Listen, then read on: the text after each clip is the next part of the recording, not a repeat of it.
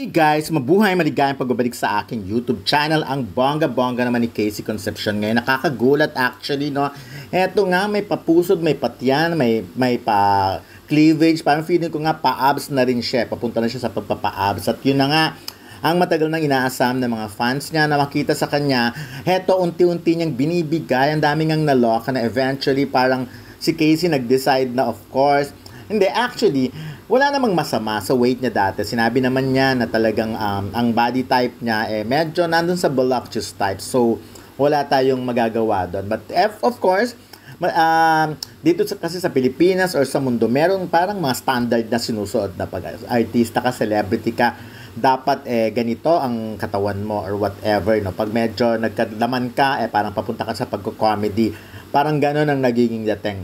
But eto na nga, so marami nga ang nagulat, marami ang natuwa, at ang happy-happy nga ng lahat na finally, nakikita ang mga changes kay Casey Concepcion. She doesn't need to, yung mag-filter pa. Ito talaga, real. Nakita nyo naman yung tiyan niya talagang pa-impist na at halos wala na din. Konti pa siguro kung kailangan, kailangan pang pa-impist. So, makikita natin yung Casey na katulad nung Casey nung araw, yung talagang punong-puno ng commercials, yung kinahuhumalingan ng marami talaga. Pero sabi nga niya, can you imagine 15,800 na ang at 316 messages na at ang nag-share ay 302.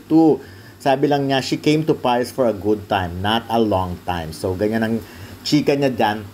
Actually, including mga friends niya talaga, nagulat din. At talagang they're all rooting for, para go, ituloy mo lang yan. So sabi nga nang ito, basahin ko yung mga bonggang message siya. Ito. Sabi, wow, payat na siya. Oh, I love you, Casey. Ito, hi po, it's a pleasure. Ayun. Sinabi mo yan in one of your interviews I watched. Pag gusto mong pumayat, carry mo. Ito todo and look at you now. You are beautiful in and out.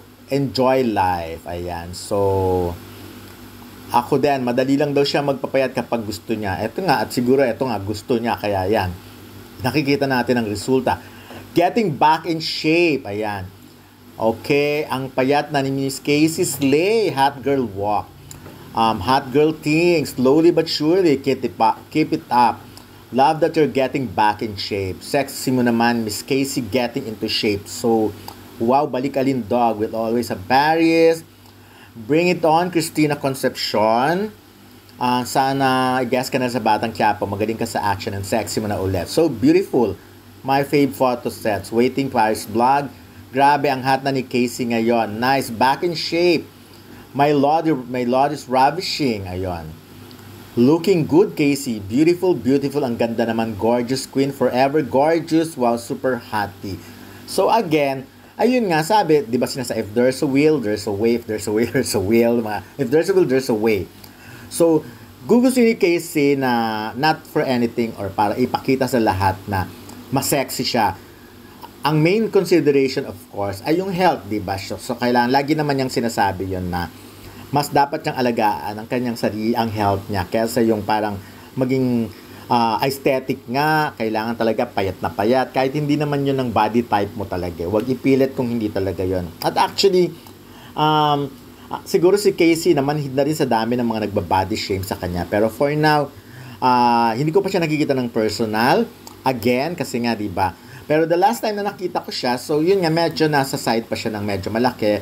At ako naman, I don't mind. Wala naman akong pakialam kung malaki or ang importante, ang bait-bait at ang ganda-ganda ni Casey. Yun lang naman sa akin. Pero look at her.